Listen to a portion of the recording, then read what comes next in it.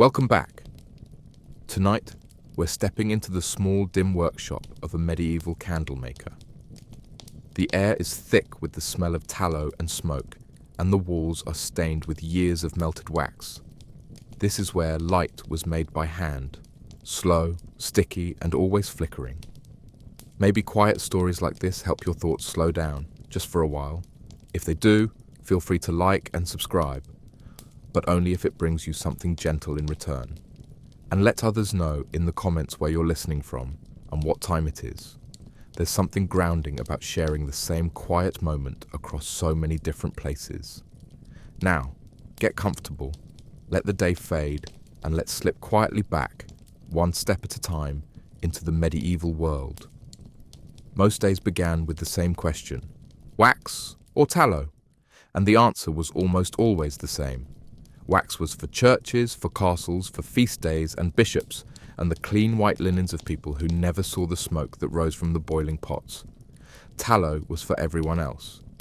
It came from animal fat, beef, mutton, whatever could be rendered down, and it smelled like what it was. Acrid, rancid, clinging. It seeped into the walls and under the nails, and even if the candle burned straight, the scent lingered. The rich spoke of golden light and the faint sweetness of beeswax. The poor lit lumps of foul-smelling fat on a rag and hoped it didn't choke the room. For the candle maker, both were labour, but only one paid enough to justify the burns. Wax had to be begged for, borrowed, or stolen. It came from the hives, carefully shaved, strained, cleaned, and melted down in a slow, steady rhythm that demanded patience and precision. A single pound could cost more than bread for a week, and the church wanted every gram accounted for. The colour had to be just so, not too pale, not too dark, and the burn needed to be even and bright. It wasn't just about light, it was about reverence. The candle's flame was prayer, and any flicker was failure. Tallow, by contrast, was everywhere and nowhere. Butchers sold it cheap, or bartered it for things no one wanted to name. It hardened unevenly, dripped with impatience, and smoked like a wet fire. And yet, it filled homes, taverns, stables, and streets. The world ran on bad light. The process of making a candle with tallow wasn't delicate. It was survival. First came the melting, in great iron cauldrons that never seemed to cool. Then the dipping, over and over again, until the stick became a cylinder. The fat had to stay hot but not boiling, smooth but not runny. If it cooled too quickly, the candle cracked. If it stayed too long, it separated. No gloves, no tools, just hands and speed. The heat was constant, like working beside a forge, but without the glory. And all the while, the smell worked its way inside your body. It made your eyes water. It clung to your tongue. It turned your stomach, even after years. The apprentices gagged. The masters learned not to notice. Yet even the poorest candle had its place. It lit the path to the chamber pot. It flickered in the corner while babies were born. It guttered as people died. It marked Sabbath dinners and backroom deals. Some were little more than grease moulded into a lump. Others were carefully formed, trimmed, and sold by weight. A single candle could mean the difference between fear and comfort, between stumbling in darkness and pretending the world was just a little warmer. And the candle maker, whether working in beeswax or beef fat, knew this. Every flicker, every flare, every soot-blackened ceiling told the story of a craft that no one admired, but everyone needed. The smell never left. It clung to the walls, to the skin, to every thread of fabric worn into the workshop. No matter how wide the doors were flung open, no matter how often the soot was scraped from the rafters, the stench settled in deep and low like a sickness. It wasn't the pleasant tang of beeswax, although some passing noble might imagine that all candles smelled like honey. This was different. This was the raw animal weight of boiled down flesh. Tallow came from corpses, not human, but close enough when it steamed in vats and hissed against the damp stone floor. The fat frothed and popped as it rendered down, releasing a wave of scent that was neither fresh nor familiar. It was the smell of old bones and grease, of singed hair and gristle, of something that should have been buried, not lit. It didn't just stay in the air, it soaked into the body. The candlemaker's hands, even after washing, smelled like spoiled meat. His apron, stiff with drips of fat, reeked whether dry or soaked. The skin on his forearms shone with a permanent sheen, like a thin glaze of something not quite alive. Children turned away when he walked by. Dogs followed. Even other tradesmen, used to manure, blood, fish, and smoke, wrinkled their noses at him. Some said the stench brought bad dreams. Others swore it stuck in the nostrils for days after one visit to the shop. It was a smell that hollowed out the stomach and stayed under the tongue, even after bread and ale. Those who worked inside it every day simply stopped noticing, or they said they did, but everyone chewed mint leaves when they could get them. There were tricks to dull the worst of it, passed down like sacred knowledge. A bit of rosemary on a windowsill, a scrap of lemon peel tied to the wrist, charcoal dusted near the hearth. But none of it lasted long, and the fat ruled the air. Even the wax, when not pure, carried traces of age and rot, especially in the lean months when good materials were scarce and anything that would burn became candle fodder. Cartilage, marrow, the scrapings from butcher blocks, all melted down, all stirred into the brew, and when it cooled, it gave off a faint but persistent odour of decay. Not enough to notice from a distance, just enough to linger on the breath of those who lived beneath it. The rich never knew. Their candles came from church kitchens and cloistered bees. But in the alley workshops, death lit the wick. Sometimes a traveller would wander in, drawn by the promise of light or trade, and they would stop short in the doorway, eyes watering, mouth slightly open, as if trying not to breathe too deeply.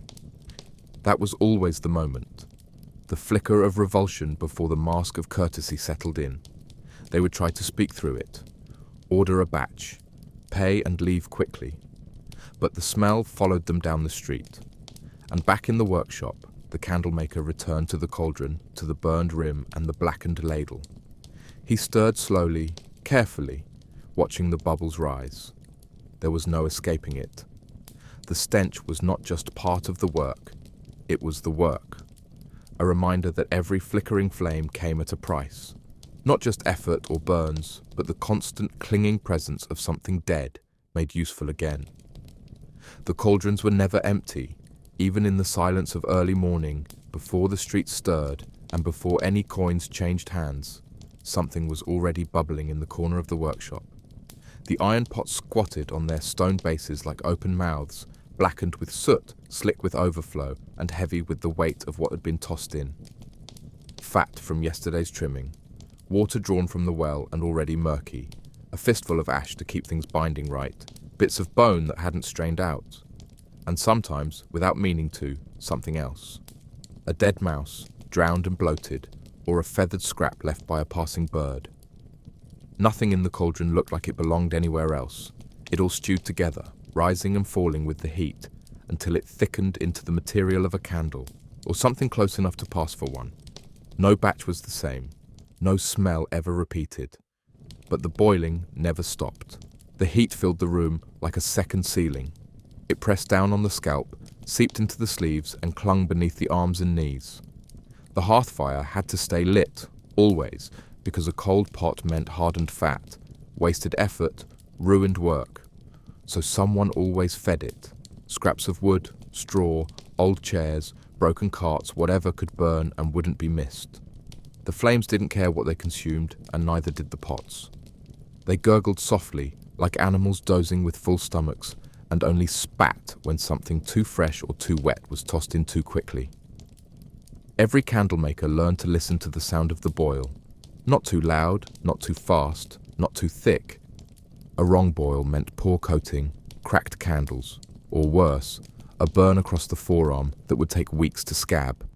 And yet they worked close to the edge, ladling slowly, dipping slowly, watching the steam rise like ghosts from the rim. The mixture inside changed with the season, with the neighbourhood, with the scraps that came through the door. In lean months, they scraped tallow from bones that should have gone to the dogs. They stirred in grease skimmed from pots too old to cook in. They added scraps of cloth to bind the slurry or help it cling to the wick. A bit of soot gave colour, a pinch of resin gave body, though the church candles never allowed that. The poorest batches looked grey, flecked with matter that never fully dissolved. In the flicker of the finished flame, you could sometimes see a bubble or a speck or a strand of something that didn't belong. A reminder of how little separated a candle from a pot of waste, but no one threw anything out. If it could boil, it could be used. And if it could be used, it could be sold. The logic was simple, if not clean. By nightfall, the pots were still at it. The light from the windows long gone, replaced by the dim flicker of the day's own product. Candles burned on the walls, barely cutting the steam, their smoke blending with the haze that never left the ceiling. The workshops stank of oil and ash, and the walls sweated with condensation that tasted like salt and meat. But the fire stayed lit, the pots kept bubbling, and another day's worth of boiling waited just behind the door. For the candle maker, there was no end to the process, only the lull between batches. And even then, he checked the fire, poked the fat, stirred the rim, made sure the boil didn't go cold. Because if it did, everything stopped. And if everything stopped, there'd be no candles, no pay, no food. The pot, in its own way, kept him alive, as long as he fed it first. It always began with a string, a piece of twisted fibre, rough between the fingers, cut to length and tied at the ends. This was the wick, the heart of the candle, though it looked like nothing. On its own, it was useless. But once dipped, once coated, once given the patience and weight of repetition, it became something more. The first dip was quick, into the hot fat, just long enough to soak the thread. Then out again. Hang it. Let it cool. Wait. The next dip added a little more. And then again. And again. Dozens of times. Over and over, until a thread became a rod, until the fat shaped itself around the wick in slow, steady layers. There was no rushing it. If you dipped too fast, the coating cracked. Too slow, and the fat slid off in sheets. The work was in the rhythm. Steady hands, steady breath, steady heat. Anything less, and you started over. The racks stood in rows, each with its forest of dangling cords, each candle in a different stage of becoming.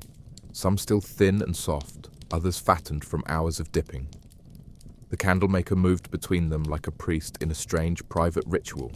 He turned them, felt them, nudged those that hung crooked or grew lumpy. Each imperfection meant a flaw in the flame. A candle too thick on one side burned unevenly. One with air bubbles sputtered and died. If the wick wasn't centered, the light bent and danced wrong. It wasn't just about making something that burned. It was about making something that burned properly, predictably. Anything less, and customers returned angry, or not at all. The poor might not care what their candles looked like, but the church did. So did the guild. So did the castle. Even a peasant knew when his only light guttered too soon. It took the better part of a day to make a full set, not counting the melting, not counting the straining or the cooling. Just the dipping. A single candle might see 20 dips before it reached its shape. A set of 12 meant hours. A mistake halfway through meant starting again. There were days when the air was too damp and the fat wouldn't cling. Days when the fire burned too hot and the outer layer bubbled.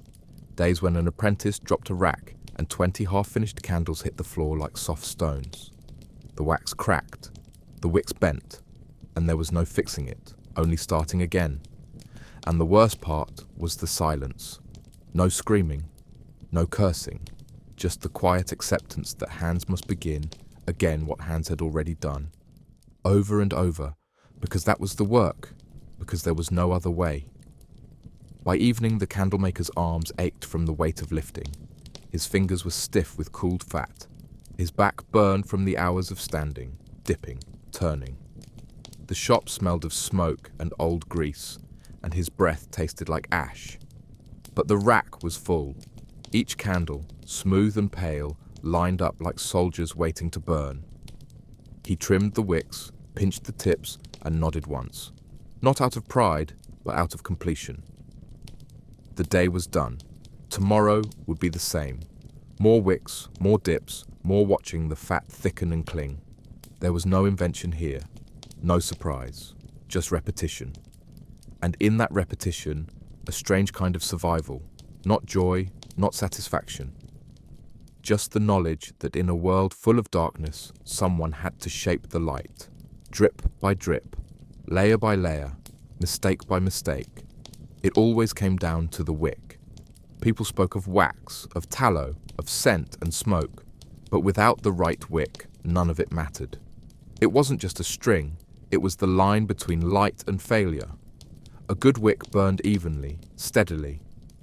It drank the fat or wax at just the right pace, fed the flame just enough to glow, but not enough to drown or sputter. It had to be thick enough to hold shape, but thin enough not to overwhelm the burn. Too short, and it disappeared into the candle's own heat. Too long, and it hissed and spat, or left a trail of smoke that blackened ceilings and noses. The candlemaker knew all of this, though few ever asked him. The wick was quiet, hidden. It did its work from the inside, and so did he. Making a wick wasn't a matter of grabbing thread from the basket and cutting it to length. It started with fibre, the right kind, spun the right way, twisted just tightly enough to hold together without choking itself. Linen was common, but flax worked better if you could find it. Cotton, when it could be bought, burned too fast unless braided with something slower. Horsehair had its uses, though not in noble halls. And hemp, though scratchy and coarse, gave a steady burn if soaked properly. The threads had to be soaked in lye or salt water, sometimes even vinegar, then dried over days, hung from rafters where mice couldn't reach. The preparation alone could take longer than the dipping. But if the wick was wrong, the whole candle was wrong. The flame would gutter, it would tilt, it would drown itself or drip in wet, miserable loops down the side of the candle, wasting light, wasting time, wasting everything. Even when the material was right, there were more choices. Single ply or double, flat braid or round twist. Did the customer want a short burn or a long one? Were these candles for a procession where wind might catch them, or for a still chapel where steadiness mattered more than brightness? And how many? The more the wick had to carry, the more precise it had to be. Sometimes the candlemaker would test one, lighting it in the quiet hour before dawn, watching it burn down inch by inch, marking how it curled, how it moved, how the flame danced. Too much smoke meant rework, too little light meant a complaint. Somewhere in between was the perfect burn, and it rarely stayed perfect for long. Heat shifted, wax changed. The air in each room carried different moisture. One day's perfect wick could become the next day's problem. There were no guarantees.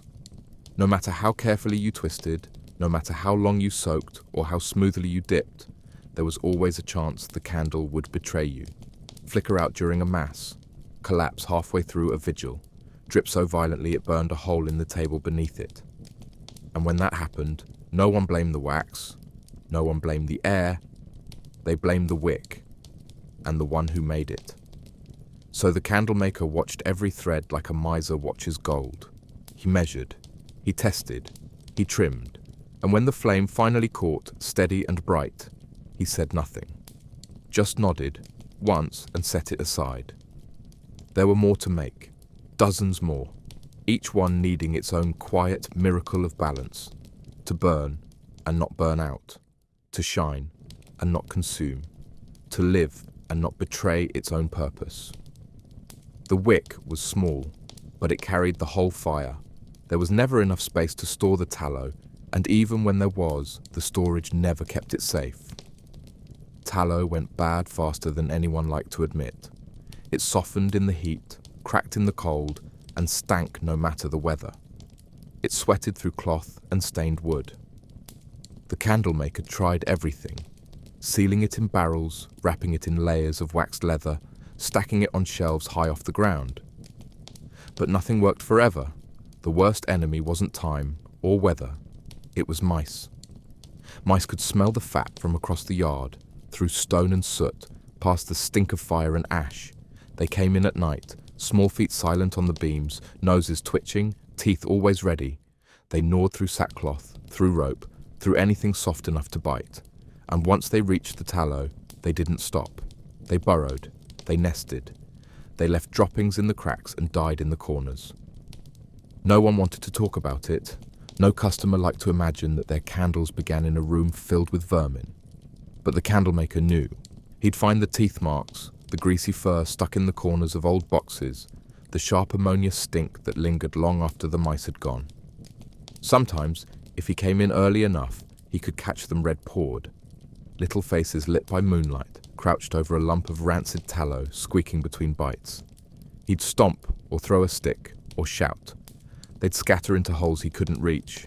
Traps helped, but only for a time. Cats helped, but not all the time. Poison helped, but it made the deaths worse. Bodies bloating behind walls, smells he couldn't place, but couldn't ignore. Every morning, he swept the floor with care, checking for what had been chewed, what had been lost, what had been touched. Because if even a little was spoiled, the whole batch was suspect. And yet, nothing could be wasted. Even the tallow that had been nibbled at, gnawed down to soft, uneven edges, it had to be used. He cut around the worst of it, boiled it hotter, strained it finer. Still, the scent remained. A musk, a rot, a sharp, sour undertone that clung to the candle long after it cooled. When burned, it gave off more than just smoke. It filled the room with something animal. Not quite identifiable, but close enough that it turned heads. People wrinkled their noses. Some swore it smelled like hair, others like urine. A few recognized it for what it was, rat stink, baked into the flame. Complaints came, but not refunds. He did what he could, but tallow was tallow. And when the mice got to it first, they left their signature inside every wick, every pool of wax, every crooked little flame. The richer customers, of course, never knew. Their candles were wax, sweet-smelling, golden, untouched. But those who bought by weight, by the dozen, from carts or street stalls, they learned to live with it. Or they didn't, and cursed the candlemaker under their breath. He tried to explain, once or twice. Told a customer that the winter had been hard, the mice worse than usual, that even the castle had rats. But they didn't want excuses. They wanted clean light, clean burn, clean smell. And tallow didn't offer that, not always. Not when it came from scraps, not when it sat too long, not when the mice loved it more than the man who made it. The truth was simple and unpleasant. A candle could burn bright, but it could also burn dirty. And sometimes, no matter how careful you were, it smelled like something that had chewed its way into your livelihood and never truly left. There was no such thing as clear air in the candlemaker's workshop. The smoke hung low even on good days. A slow-moving haze that rolled from the hearth, slipped between beams, and settled into every crack of the walls. It came from the fire that fed the cauldrons, thick and dark from cheap wood or damp straw. It came from the pots themselves, spitting little bursts of grease when the tallow boiled too hot. And it came from the test candles, always burning, always flickering, as their imperfect wicks sent coils of black smoke curling toward the ceiling. Some days, the light barely cut through it. Candles glowed like ghosts behind a veil of grey. The air moved, but never fast enough to chase it out. A shutter might help. A door left open might ease the sting for a moment. But the smoke always returned, because the work never stopped. Eyes didn't adjust. They surrendered. They stung from morning to night, watering without rest, as if weeping for the fire that never died. The candlemaker grew used to it, or told himself he had. But there were moments, in the middle of a dip or a pour, when the smoke would strike him full in the face, and the world would blur. He'd blink fast, rub his forearm across his eyes, try to keep the rhythm. But sometimes he had to stop, step back, press the heels of his hands against his brow, and wait. The pain wasn't sharp. It was slow and steady, like a tide rising inside the skull. His eyes burned red, his nose ran, and his head throbbed with the pressure of smoke not meant for breathing. Apprentices cried more often, wiping at their faces with sleeves blackened by soot. But even masters weren't immune. Everyone who worked near flame paid a price for it. The smoke didn't just touch the eyes, it soaked into everything. It made the skin feel gritty, coated the teeth with something bitter, dried the throat until speech came out hoarse. You learned to breathe through your mouth, to work with your head tilted just enough to keep the worst of it out of your face. but it still found you. It drifted under hoods, behind collars, into the folds of cloth that held the day's sweat and ash. Clothes smelled of it long after they were scrubbed. Bedding too, and even after a bath, if there was time for one, the scent of smoke clung to the hair, the nails, the breath. A priest might smell of incense, a butcher of blood, but a candlemaker smelled of slow fire and ruined lungs. His trade lit the night for others, but it left his own world clouded and raw. And still, the candles burned. That was the irony. The very things he made, the things meant to bring light, comfort, prayer, they too smoked. Especially the cheap ones, with tallow that refused to harden clean or wicks that curled too quickly. They gave off oily trails of soot that marked the ceilings of kitchens and taverns, that stained the pages of books, that smudged icons and altar cloths. Customers complained, but bought them anyway. There was no better choice. Fire came with smoke, light came with heat, and the one who made it all endured the worst of both. His eyes always red, his hands always black. And in the quiet of night, when the fires burned low and the last candle had cooled, he sometimes stood at the threshold of his shop, blinking into the fresh air like a man waking from a long grim dream, only to turn back in, because the smoke, like the work, never really left. The first burn was always the worst, not because it hurt more, but because it taught you just how little it mattered. A hand dipped too fast, a ladle knocked over, a splash from the cauldron's bubbling surface. The reasons didn't matter. Everyone in the candle trade got burned. It wasn't a question of if, but when and how many times. The fat clung to the skin worse than water ever could. It didn't scald and fall away. It coated, wrapped itself around the fingers, sank into the pores. And it didn't just hurt in the moment. It stayed hot longer than fire should, and it took pieces of you with it when it cooled and hardened. But there were candles to finish, racks to hang, wicks to trim. The wax didn't wait, and neither did the buyers. So you wiped your hand on your apron, hissed through your teeth, and kept working. There were no balms, no poultices, no cloth bandages, unless you made them yourself and could afford to waste the linen. Most burns were left open to the air, the skin dark and tight, sometimes blistered, sometimes raw. You learned to favor one side when dipping. You kept a wet rag nearby, though it was never cold enough to make a real difference. And you learned which burns you could ignore, and which ones would cost you sleep. The worst came from the surprise spills, when the pot shifted unexpectedly, or when a half-filled mold cracked and poured its contents back over your wrist. It was always the hands. The hands that twisted the wick, dipped the fat, trimmed the ends, lifted the racks. Hands that never fully healed, always dry and split, stained at the nails, blistered at the joints. You could spot a candlemaker by the way he held things, cautious, crooked, like everything was hotter than it should be. The pain became background noise. You worked through it. You couldn't not. No one was going to pay you to rest. If you stopped, you lost the batch. If you left the pot too long, it congealed. If you slowed down, someone else took your place. So you dipped with one hand while the other throbbed.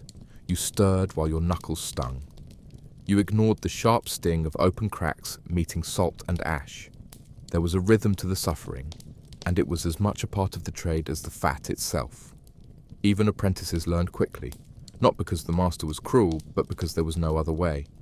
They cried sometimes, flinched, fumbled, but the work didn't stop for pain.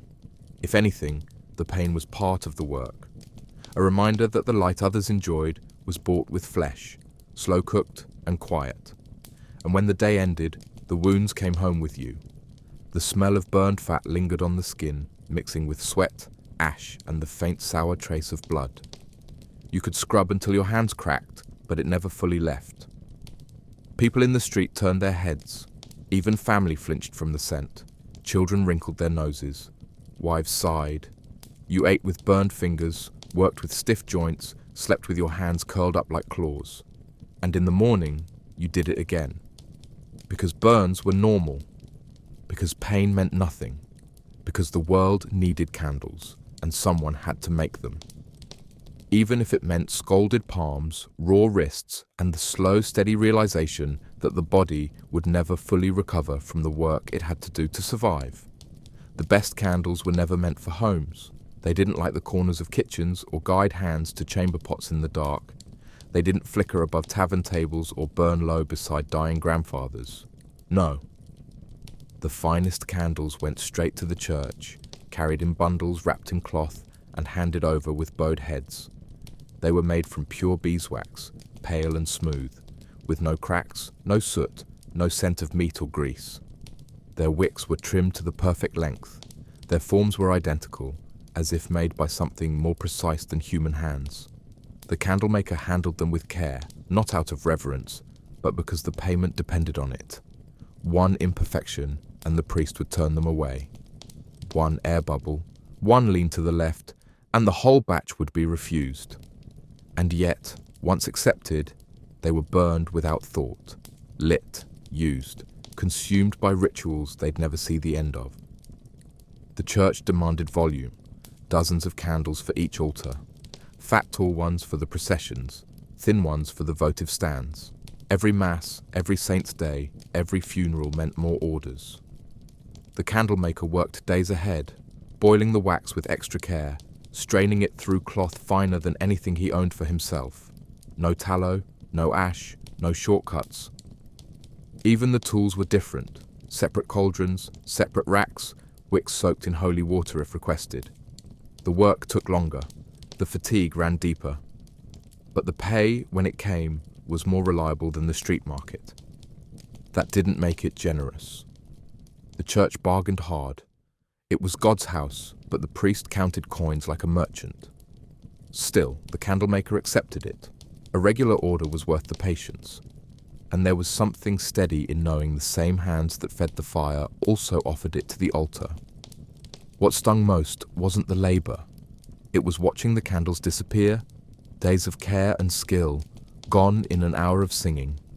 The acolytes lit them with silver tapers and turned away. The wax ran freely, pooling in bronze dishes. No one pinched the wicks. No one trimmed the edges to make them last. They burned like offerings, which they were, in a way, but not from the priest. From the man whose fingers bore the heat, whose shoulders slumped from the weight of it all. Sometimes he stood at the back of the chapel, silent, watching his candles flare and die. No one looked at him. No one asked who made them. That knowledge wasn't part of the ritual. The candles came from nowhere, as far as the congregation was concerned, as if they were conjured, not crafted, as if pain didn't leave its fingerprints in every clean line. And yet, the candlemaker kept supplying them, because the church never stopped burning, because light was holiness and holiness required labor, because even if his own home stayed dark, he knew the flicker at the altar came from him. There was no pride in it, only exhaustion and a strange kind of resignation. The best of his work would never touch his own life. He ate by smoky tallow. He bathed when he could in shadow. His own prayers, if any, were whispered without flame. But the altar shone, and somewhere, in the shifting gold light, was the silent echo of his hands. Not remembered, not praised, but there, all the same. And when the last bit of wax curled in on itself and vanished into smoke, no one mourned it, least of all the man who had made it, and would do so again tomorrow.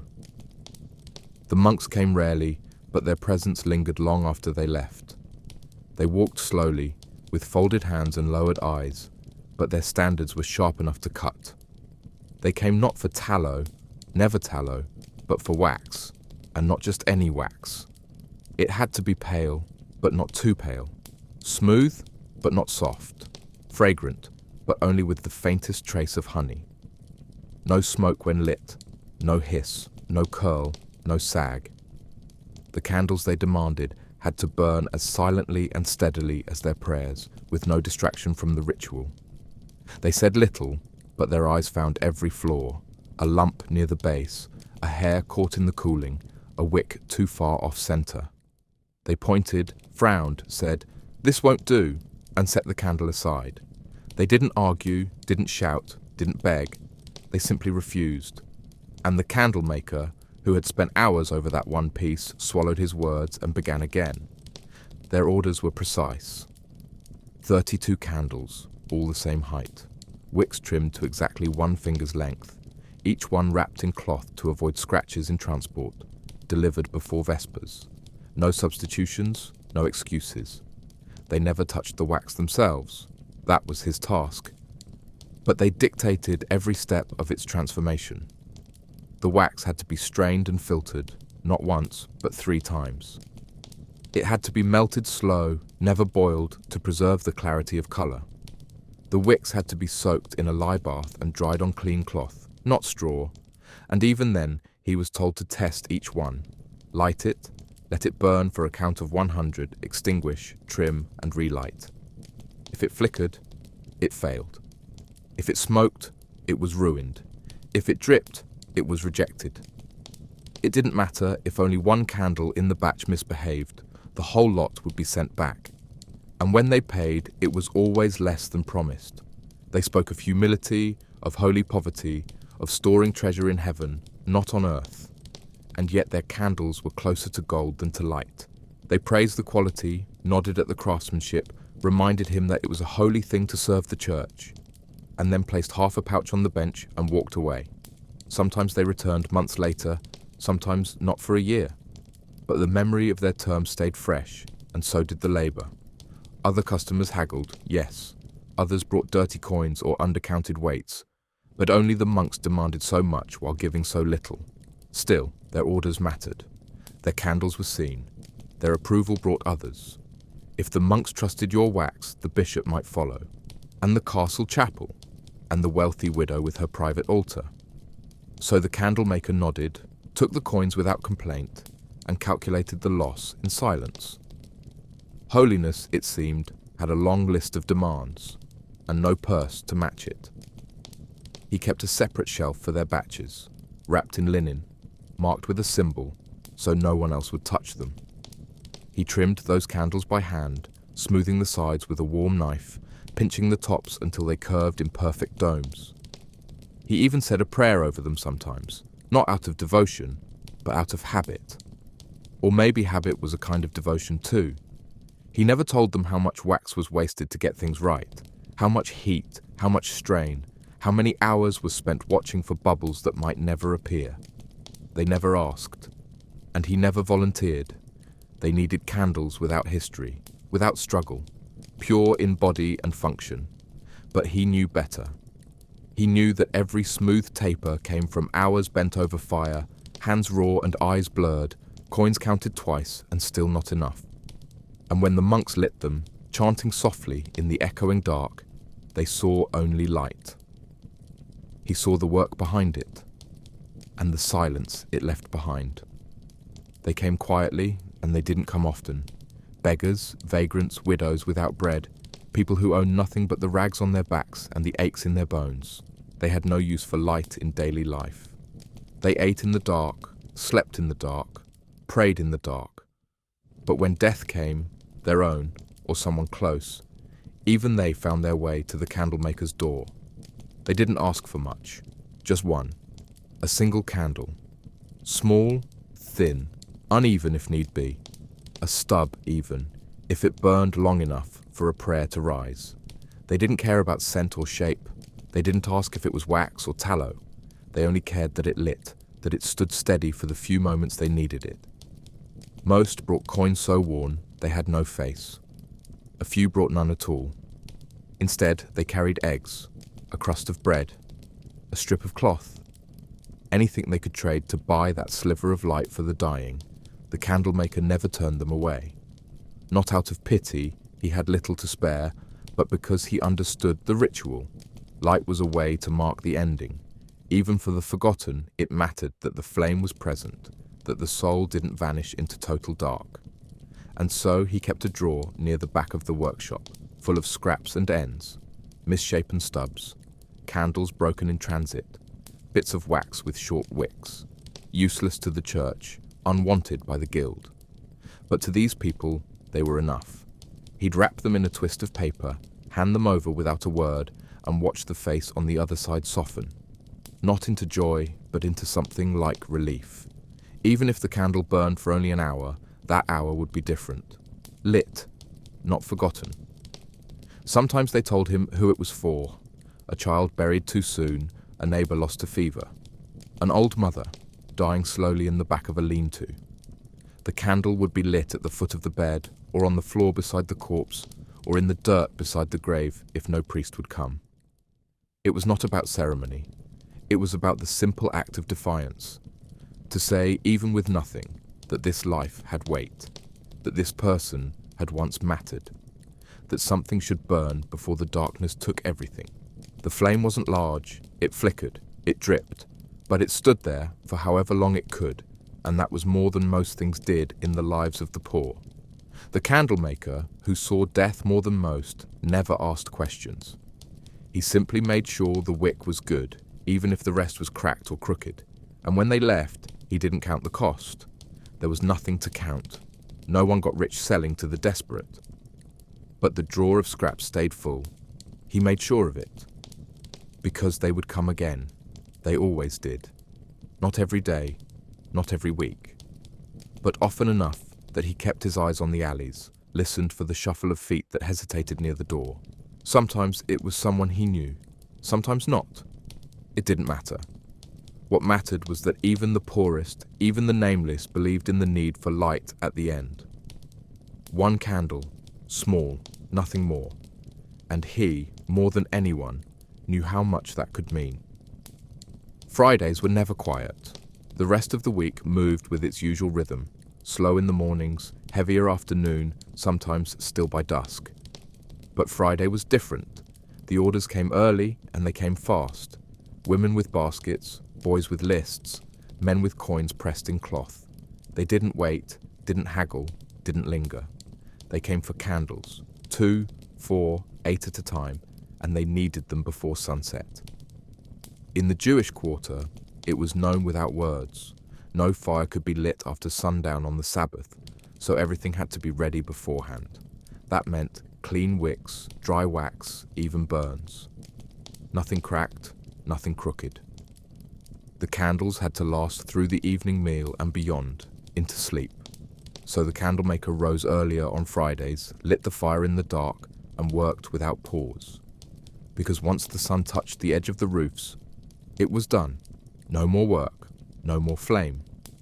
The rush changed the atmosphere in the workshop. Normally, he moved slowly, watching the fat melt, dipping with care, turning each wick just so. But on Fridays, everything sped up. The pots boiled sooner, the hands moved faster. Mistakes still happened, but there wasn't time to fix them. You just tried again. The apprentices worked double pace, sweat already darkening their collars before midday.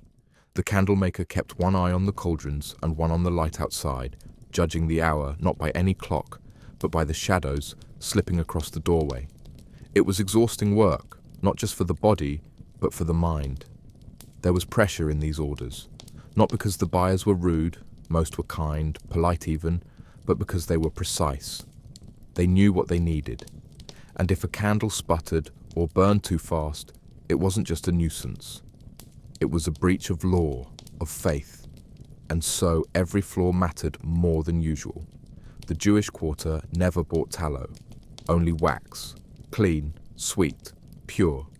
It burned steady, without smoke, and gave the kind of warm light that softened a room. The candlemaker didn't mind. Wax paid better, even if it cost more in labor. And over time, he grew to recognize the regulars, the tall woman with 3 daughters who always wanted her candles in pairs, the elderly man who counted every coin twice and nodded when the weight felt right in his palm, the young couple with worry in their eyes who always asked for just enough for the meal. He never asked questions. They never offered stories. But over the years, a quiet understanding formed.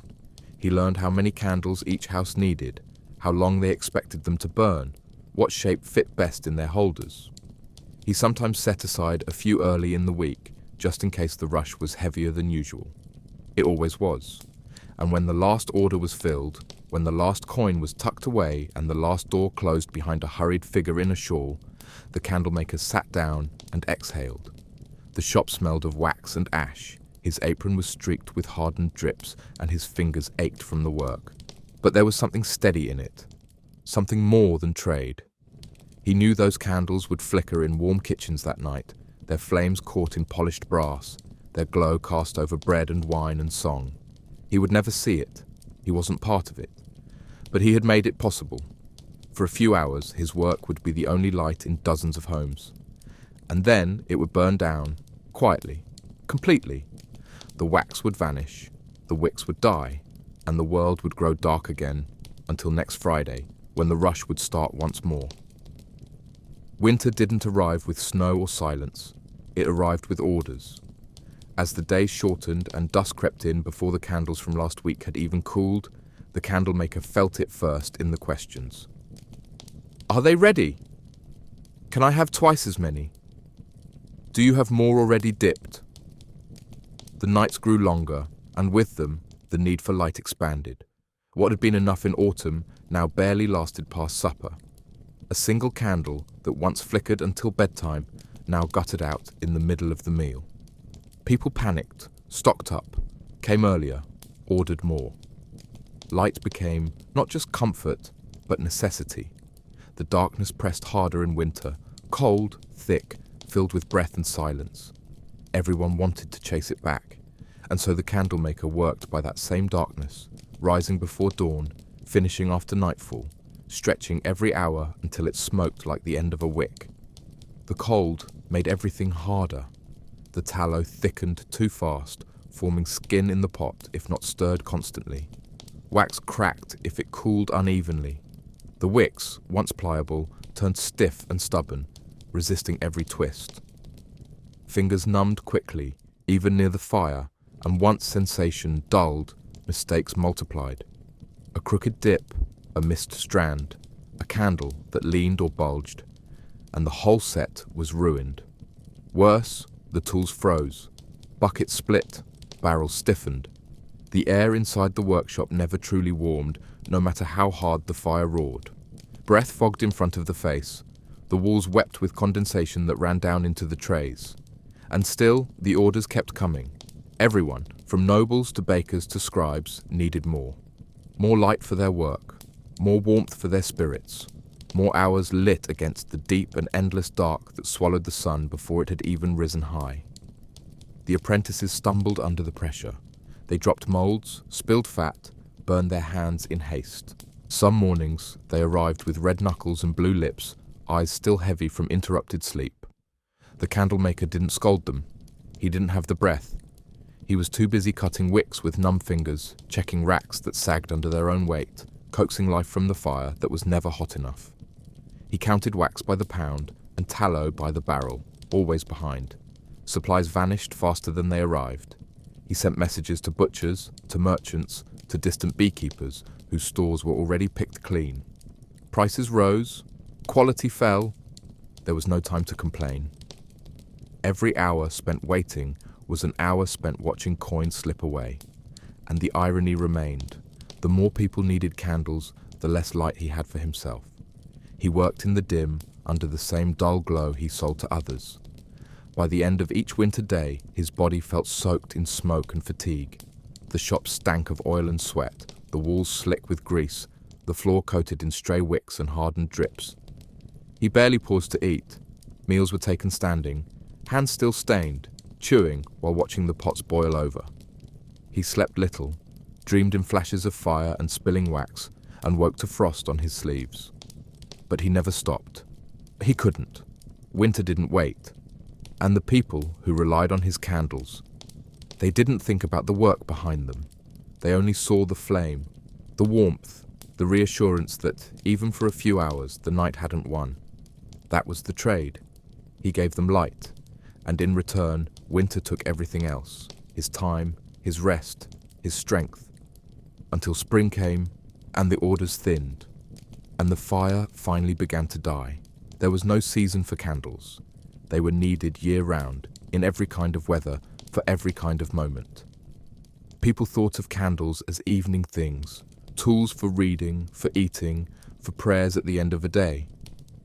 But the candlemaker knew better. Light was not for leisure. It was for ritual, for ceremony, for the turning points that broke the dull rhythm of survival. Weddings demanded them, bright and numerous, hung in bunches, or placed along tables where families tried to look happier than they were. Funerals needed them too, fewer but heavier, burned in silence beside linen-wrapped bodies. There were feast days, processions, births, and vigils. There were nights when the entire town seemed to be lit by his hands. And when things got worse, when illness came, or rumors of war, or something deeper and darker, the orders only grew. During plague years, the demand didn't shrink. It swelled. At first, there was panic buying. Whole families would come, asking for more than they could carry. People lit candles in doorways, in windows at crossroads. Some said it kept the sickness away. Others said it showed God they were still alive. The candlemaker didn't argue. He sold what he had, tried to keep up with the sudden hunger for light in a world going dark in other ways. He stopped counting the coins. Sometimes there were none. Sometimes a customer would place a wrapped bundle on the counter, whisper a name, and leave without another word. The air in the shop grew heavier during those times, not just from smoke, but from fear. People didn't stay long. No one wanted to talk. They only wanted something to burn, something to carry them through the night or mark the passing of someone they loved. He noticed patterns. When the bell tower rang longer than usual, he prepared extra stock. When the priest passed by more often than normal, he lit test candles in advance. There were days when 3 funerals passed his door before noon. And still, someone would come in, asking for wedding candles. Thin, elegant, clean. Life didn't pause, even when death walked openly through the streets. The shop became a strange place of contrast. A girl came for her dowry candles while a boy waited behind her, pale-faced, clutching the coin for his father's funeral taper. The candlemaker served them both. He had to. Light wasn't about joy or grief. It was about marking the moment. A flame for each threshold. That was his trade. Not celebration, not mourning, just presence. And when the plague burned hottest, when people stopped gathering entirely, they still wanted their candles. They left notes. They sent children to knock and run. They slipped coins under the door and hoped the right bundle would be left behind. The candlemaker adjusted. He stopped trimming with bare hands. He kept the shop colder, to slow whatever moved unseen in the air. But he never closed. The fire still burned. The racks still filled. And he kept shaping the wax, dipping the wicks, finishing the tapers that no one would admire but everyone would need. Because even when no one could come together, even when voices fell silent and streets emptied, someone, somewhere, always lit a candle. And he, more than anyone, understood why. The irony was quiet, but constant. The man who made the light lived without it. All day he worked with fire, heating the cauldrons, dipping the wicks, shaping the candles by the orange flicker of his own labor. But when the work was done, when the orders were filled and the shutters closed, he often sat in darkness. Not because he enjoyed it, not because it was restful, but because there were no candles left for him. What was made was sold. What wasn't sold was saved for orders. The scraps, the rejects, the ones that bent too far or burned too fast. Even those could be melted down and shaped again. Every inch of wax had value. Every inch was counted. There was no space for waste. And light, in his own home, was waste. So he ate in the dark. He washed in the dark. He lay down with the day's smoke still in his lungs and the black pressing close against his eyes. He didn't think of it as deprivation. It was simply habit. The way cobblers went barefoot and bakers lived on stale bread. The way the smith's children shivered while others warmed their hands by his forge. The candlemaker had grown used to the dark corners of his home, learned the floorboards by memory, knew where his cup was by feel alone. He lit a taper sometimes, when sickness came, or guests surprised him. But it felt indulgent, even shameful. A full candle for one man's supper. A flame just for the act of sitting. It was easier to keep the shutters closed and the matches dry. He learned to let his eyes adjust instead. The body bends toward darkness if given time, and besides, the money earned from one extra candle might be the difference between meat and broth that week. Light was beauty, comfort, safety, but for him, it was currency. There were moments, though, when he hesitated. Late at night, after the fires were out and the wax had cooled, he would reach for one stub just to test the wick. A small excuse. It gave off enough glow to show the grime on his hands, the roughness of his skin, the splinters he hadn't felt until now. In that light, his home looked older, smaller. The soot on the beams, the threadbare blanket, the bucket in the corner. All of it softened by shadow most of the time, but with a flame, even the smallest flame, the truth returned. He didn't light them often. It wasn't just waste, it was exposure. Light showed too much. It reminded him what he lacked. And it reminded him that the candles, all of them, were never really his. Still, he never stopped making them. Every day, the same motions. Wicks hung to dry, pots set to boil, fingers dipped, shaped, trimmed. His work gave others warmth and vision. It lit prayers and marriages. It sat beside the dying and followed behind the dead. It made rooms feel full, even when they were silent, but his own walls stayed dim. His own nights were long and cold. He didn't resent it, not exactly, but he felt it. Every time someone admired a taper's perfect glow, every time a coin changed hands for a candle that would shine in a window he'd never see. He felt the quiet knowledge that the one who made the light would always be last to receive it. And maybe that was fitting. Maybe some trades were meant to give without keeping, but it didn't make the dark any softer when it came. There were always children in the workshop, not by choice, but by necessity. Apprentices came young, often too young to hold a blade or lift a full pot, but old enough to stand for hours and follow simple orders. And when the apprentices weren't there, it was the candle maker's own children, if he had them, or his neighbours' sons and daughters, pressed into service in exchange for bread or coins. Their tasks were simple at first. Hold this wick, watch that fire, carry the cool candles to the drying rack. But even the smallest task came with risk. A dropped wick landed in ash or grease and was ruined. A misstep near the pots sent boiling tallow sloshing onto the floor, or worse, onto skin. A child who laughed too loudly or ran where they shouldn't could knock over hours of work with one careless swipe. And yet, they were there, always. Cheap hands, small hands, necessary hands. Some were careful, quiet, eager to help, eyes wide with fear and pride. They learned the rhythm of the dipping, the difference between warm and too hot, how to breathe around the smoke without coughing. They flinched less each day, grew stronger, steadier. A few would one day become real apprentices, trusted enough to stir the cauldrons or trim the wicks. The candlemaker could see it in their posture, in the way they watched, but others, too young, too wild, too tired, brought more harm than help. A single mistake could ruin a whole morning's work. A smudge of dirt on a drying rack meant wax had to be scraped and melted again. A candle dropped on the way to market meant fewer coins that week. And there were always tears, from burned fingers, from scolding, from fear that they wouldn't be allowed back, or worse, that they would. He tried to be patient. He remembered what it was like to be small in a room full of fire and sharp tools. But patience ran thin when orders were late and materials were short. He gave instructions in short, simple words. He gestured, he demonstrated. And still, mistakes happened. Not out of disobedience, usually, but from distraction. Children grew bored, their minds wandered, they hummed, they picked at wax, they asked questions.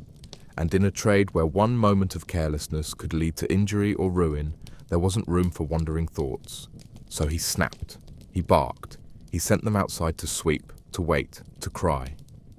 Then, when the cauldrons cooled and the last wick was hung, he let them back in, because the next day he would need them again. Whether they helped or ruined everything, he still needed their hands. And the children, for all their missteps, learned. They learned to keep silent, to stand still, to flinch only when it mattered. They learned the weight of a full mould and the feel of cooled wax. They learned to fear the hiss of boiling fat and to respect the pot. Some left after a week, broken by the labour. Some stayed and became fixtures. Pale, soot-streaked faces lit by flickering test flames. They earned no praise, only more work. But they watched their own candles burn sometimes, and something passed behind their eyes. A kind of pride, or at least ownership. They had made that. They had not ruined it. And in a world that rarely gave them control over anything, that small glowing success meant something. Even if no one else noticed. Even if it didn't last. Even if tomorrow they dropped another wick and had to start all over again. Beeswax was never just a material. It was currency, privilege, and temptation. It came in thick yellow blocks, fragrant and soft in the hand, the scent of honey clinging even after boiling. Compared to tallow, it was almost holy, clean, smooth burning, almost smokeless, and far more pleasant to touch. But it was rare. Beekeepers didn't part with it easily, and when they did, it came at a price most candle makers couldn't afford. Only the churches, noble houses, and wealthy merchants placed regular orders for pure beeswax candles. Everyone else made do with animal fat. Tallow was easy to find, cheap and abundant. But beeswax was gold.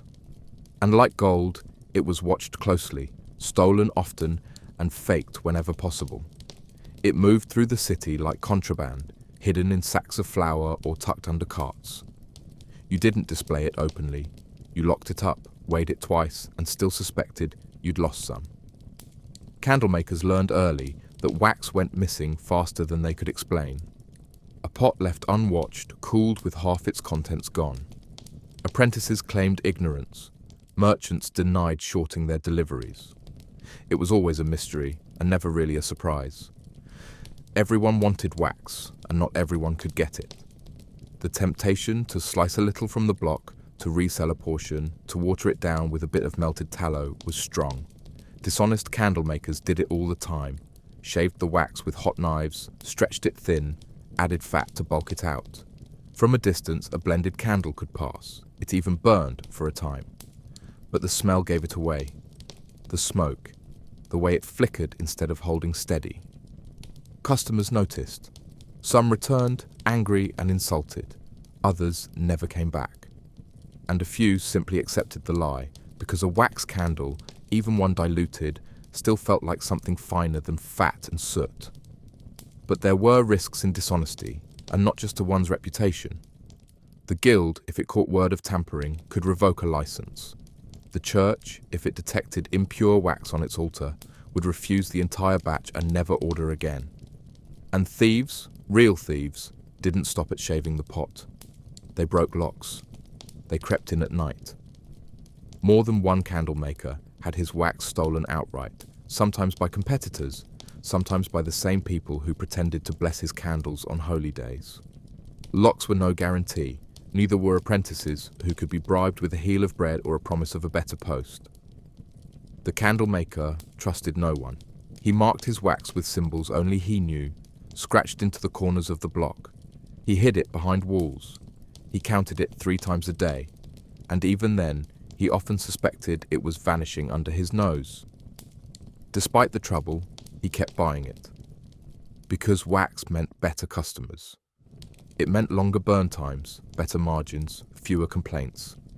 It meant his candles might end up in a chapel instead of a stable, in a merchant's ledger-lit study rather than beside a beggar's deathbed.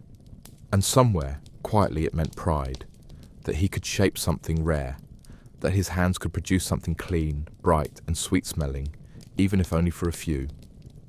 He trimmed those candles with more care. He wrapped them in cloth, smoothed their edges with his fingertips, held them up to the light before placing them on the shelf. They weren't his to keep, but he had made them, and that was enough.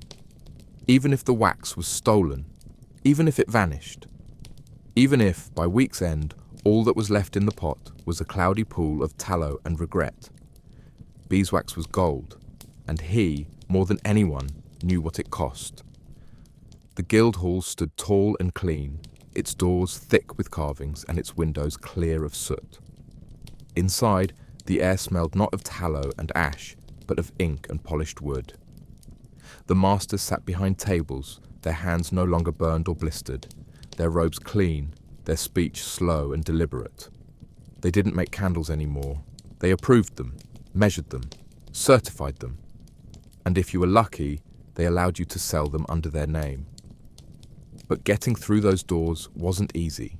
The guild was old, proud, and full.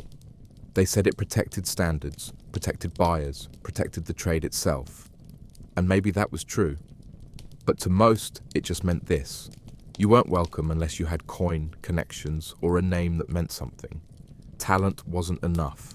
Hard work wasn't enough. You could make the cleanest, brightest, most even-burning candle in the city and still be told no. Outside the guild, the world was different. You worked in alleys, in sheds behind your home, in corners of markets where the smoke couldn't be traced. You paid to rent space you weren't allowed to claim. You sold to anyone who would buy. There were no seals on your candles, no marks of approval. Just your hands and your word. Some buyers didn't care. Light was light. But others turned their noses up the moment they learned you had no guild stamp. They accused you of mixing fat into wax. They claimed your candles smoked too much, burned too fast, smelled of meat. Whether it was true didn't matter. Without guild backing, your work was always suspect. And the guild liked it that way. It kept the circle tight, kept the prices high, kept control in the hands of men who hadn't touched hot wax in years. Still, some tried to break in. They saved coin for years to pay the entry fee. They sought out old masters, hoping for a recommendation. They married into families already inside. A few succeeded, most didn't. And those who failed were left worse than before. Poorer, humiliated, watched more closely by the same guild they had once hoped to join. The candlemaker knew this. He'd seen it happen again and again. He stopped applying after the second rejection. Instead, he built his trade in the cracks. He made candles for the poor, for back alleys and shadowed rooms. He made them fast, made them well, and priced them low enough that the guild didn't bother chasing him out. He knew his place. It wasn't behind the guild's carved doors. It was in the smoke, in the grime, in the places where people needed light and didn't ask where it came from. But some nights he wondered what it would have been like to work in a clean shop with paid apprentices and steady contracts. To have his name written on scrolls, stamped in wax, spoken with respect. To not be doubted, not be looked down on, not be passed over because someone else wore a better coat. He didn't envy the guild masters their wealth. He envied their silence, the quiet that came from not having to explain yourself every time. He lit his own test candles in secret, in corners. He watched the flame and knew it was good. That had to be enough. Because the guild didn't want him. And without the guild, there was only mud, markets, and the flicker of light made by hands no one would ever thank. The market wasn't a place for pride. It was a place for shouting, shoving, and surviving. The candlemaker stood behind a crude wooden table, planks warped with damp and stained with wax, his fingers already sticky before the sun had risen. He came early to claim a spot, not in the centre where the spice merchants and linen sellers laughed under canvas awnings, but at the edge, near the alley, where carts left their dung and dogs nosed through trash. This was where the unlicensed worked, where the guild didn't bother looking too closely. Candles were laid out in bundles, tied with twine or bits of cloth, the better ones placed near the front, the crooked ones tucked in the back. There was no display, no sign, no flourish, just a man with a hoarse voice and a box of fire. But long before a customer reached the stall, they smelled it, the heavy, sour stench that clung to everything he brought. It wasn't just the tallow, it was everything around it. The fat itself reeked of meat gone too long without salt. The rags used to wipe the moulds held the scent of burnt grease and old hands. The sacks that carried the candles had seen too many winters, soaked through with wax soot and the damp rot of forgotten corners.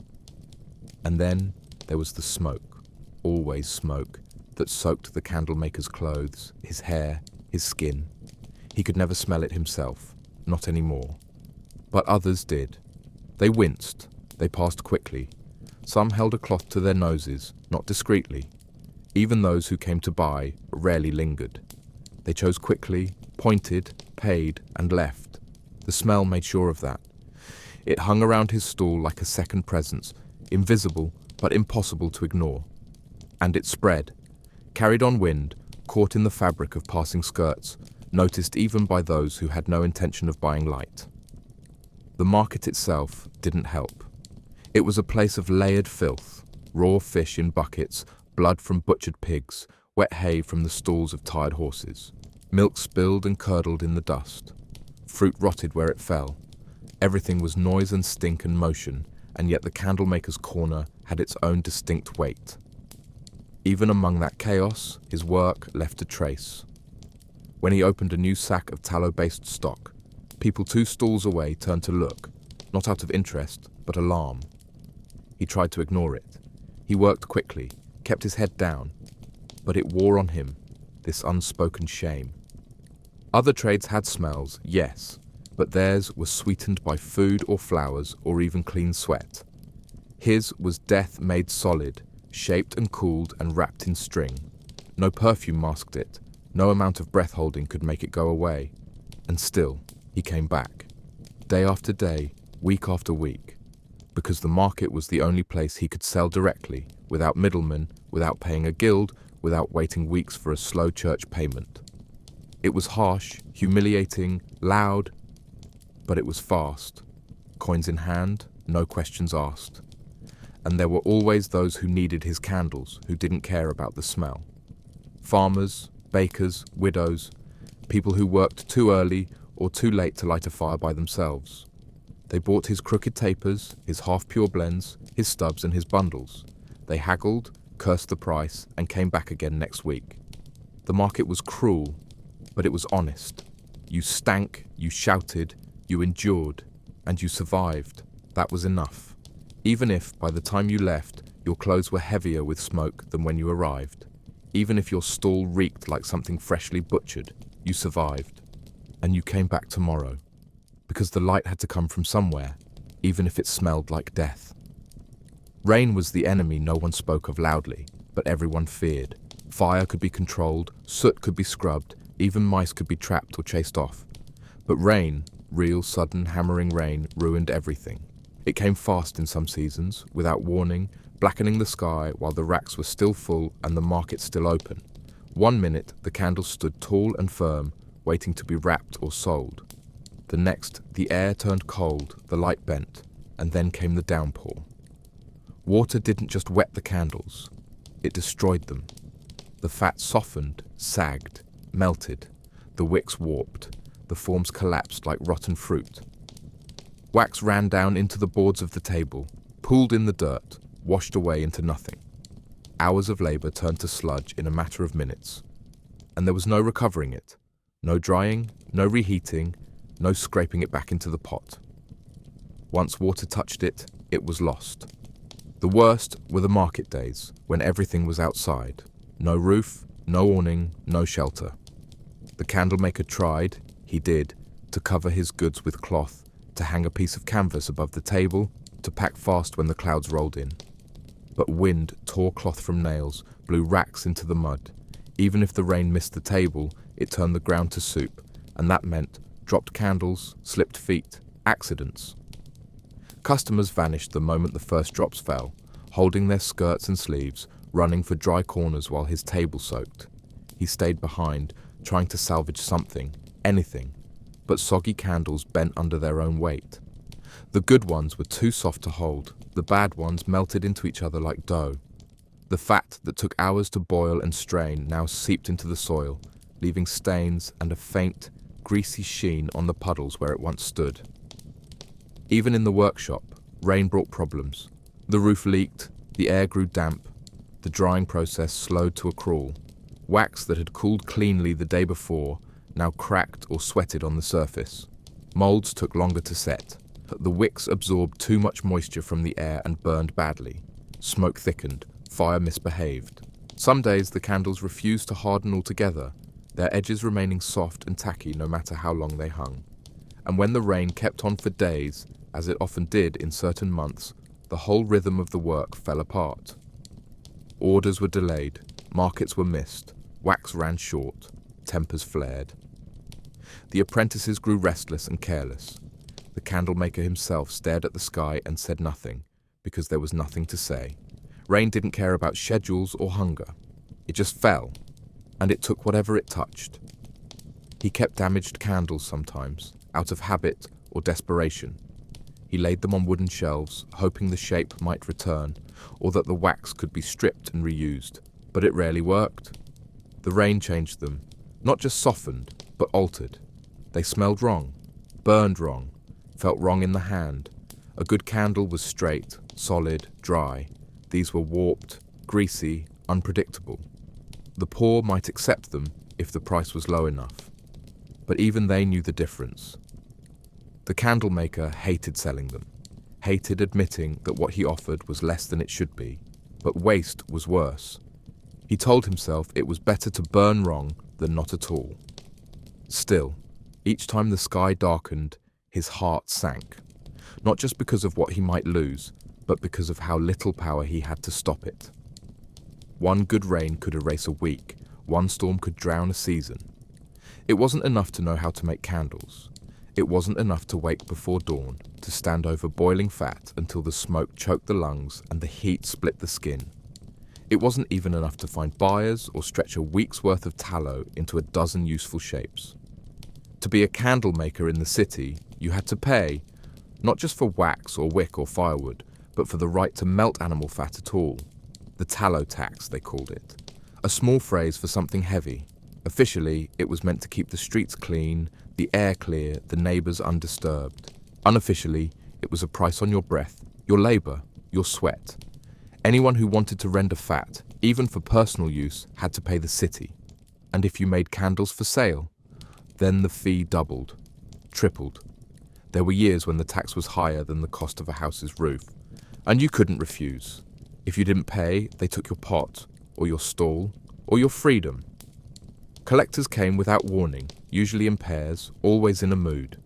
They didn't need proof that you were rendering. The smell was proof enough. They could sniff out a cauldron from 3 streets away. It wasn't hard. Tallow had its own voice in the air. When they arrived, they inspected everything. Your racks, your tools, your buckets of cooling fat. They lifted lids and poked at cooling slabs with iron rods. Then they named a number. It changed from month to month, depending on who was in charge, what feast days were coming, and how many palms needed grease. You could argue. Some did. But it only made things worse. A few candle makers tried to hide their work, boiling in the dead of night or in cellars lined with wet stone. It never lasted. The smoke rose anyway, the neighbours complained, and the city had a long memory for unpaid debts. The tax bled everyone. The honest makers scraped their savings to stay afloat. The dishonest ones cut corners, added water to fat, thinned wax with grease, reused burned-down stubs, and hoped the buyers wouldn't notice. But even those tricks didn't make up the difference. Each year, the tax took more, and each year, the candles sold for less. Buyers haggled harder, materials cost more, and the city never lowered its hand. Some men left the trade altogether, sold their racks and moulds, and found quieter work. Others stayed and watched their shops shrink, their apprentices vanish, their backs bend further with every season. The candle maker remembered once calculating that a month's worth of tax could have bought him 2 new pots, or 10 sacks of wax, or enough bread to feed a family through the winter. Instead, it bought silence from a clerk in a stained robe who didn't know a wick from a rope. And that silence was non-negotiable. But he paid it. Always. He cursed it, but he paid. Because not paying meant ruin, and because, despite everything, the work still mattered. People still needed light. They still came, even if they winced at the price or sniffed at the smell. They didn't know how much of what they handed him would vanish into the hands of the city. And he didn't tell them. He just made the candles. He boiled the fat, paid the fee, and did it again next week. Because the fire didn't wait. The buyers didn't wait. And the city certainly never waited. It just stood above him, silent and hungry, taxing not just the smoke, but the man who breathed it. The candle maker lived surrounded by fire, not the tidy flames of finished candles, but raw, unpredictable heat that clung to every corner of his world. The hearth was always burning, feeding the great cauldrons of tallow or wax, its embers shifting and crackling even when no one touched them. The racks of drying candles stood close, sometimes too close, and the floor was always scattered with splashes of grease, broken wicks, and sawdust meant to soak up spills. It was a shop designed to burn. A single misstep, a dropped taper, a gust through an open door, an apprentice turning too fast with a ladle in hand could send everything up in seconds. And once it started, there was no stopping it. The fat fed the flames better than any wood. The wax melted and spread, turning walls and shelves into kindling. There were no buckets big enough, no hands fast enough. By the time the first shout left someone's mouth, the room was already gone. He knew the signs, the faint change in air, the sudden brightness, the moment when the smoke shifted from working scent to danger. There were drills, or something like them, unwritten rules about where to run, what to grab, how to get the door open even when the fire licked up the hinges. He kept blankets nearby to smother sparks, kept water in barrels though he knew it was mostly symbolic. Fat fires didn't care about water. If anything, it made things worse. But you tried because there was nothing else. You grabbed what you could, moulds, knives, wrapped stock, the pouch of coins near the till. Then you ran. Sometimes neighbors helped, sometimes they only watched, sometimes they were too busy with their own flames. Candle shops didn't just burn, they spread. One caught, then another. A whole row of stalls, a whole market lane turned to smoke in an hour. And after that, ash and blame. The guild didn't offer protection. Insurance was a word no one spoke. If your shop burned, it burned. If you lost your stock, you started over, if you could. Some never did. They disappeared after the fire, their names spoken in whispers, always followed by, "He had good candles once." The candle maker had seen too many of those faces. He remembered the old man with the crooked spine who sold tall votives outside the church, gone after one ember jumped from a torch. He remembered the young woman who had just opened her own stall, whose hands were better than most, whose racks were all blackened wood and sweet wax, gone in a night. And still, the fire came. Not always as a roaring beast, but sometimes in little bites. A melted corner, a lost order, a scar that never healed. And even when it didn't come, you felt it. In every spark, every creak, every warm breath near the fat. So he moved carefully. He trimmed the wicks short. He swept the floor twice a day. He taught the apprentices how to lift, how to stand, how not to panic. And he prayed, not with words, but with actions, with how he stacked the wood, how he stored the finished candles, how he watched the hearth long after it seemed safe. Because he knew what his work was, not just shaping light, but containing fire, keeping it in lines, giving it rules, and knowing always that one mistake, one, could unmake everything he'd built. The irony never left him. His trade was light, but it was born from danger. People lit his candles to feel safe, to banish the dark, to sleep. But he never forgot what they were. Fire with a leash. And leashes snapped. Often, sometimes quietly, sometimes with smoke so thick you couldn't see your own hands. And when it happened, you didn't scream. You ran, or you stood still, or you lost everything. And the city moved on. The candle trade had its own dark corners, and not just the ones lit by fading wicks. Candles, though small and plain, held value, real value. They were currency in cold months, ritual in sacred spaces, and safety after dusk. And anything with value could be stolen. The candle maker knew the signs. A missing bundle after market, a crate cracked open while his back was turned, racks that seemed one row shorter after a busy day. At first, he doubted himself. Maybe he'd miscounted. Maybe he'd sold more than he remembered. But it kept happening, and soon he learned to recognize the quiet kind of theft, the casual pocketing, the distraction followed by disappearance, the apprentice who walked out with sleeves suspiciously stiff. People stole single candles, people stole sacks of them. And it wasn't just the desperate, it was the clever, the greedy, the ones who knew how to lift a thing that burned without making a sound. Worse than theft was imitation. Candle crime didn't stop at stolen goods. It bled into deception. Unscrupulous sellers would take his candles, scrape the bottoms, trim the wicks, and stamp them with false seals. Or worse, they made their own, fat mixed with lye and sand, wicks that smouldered and died, wax stretched so thin it broke at the touch. They sold them in corners of the market, claiming they were his.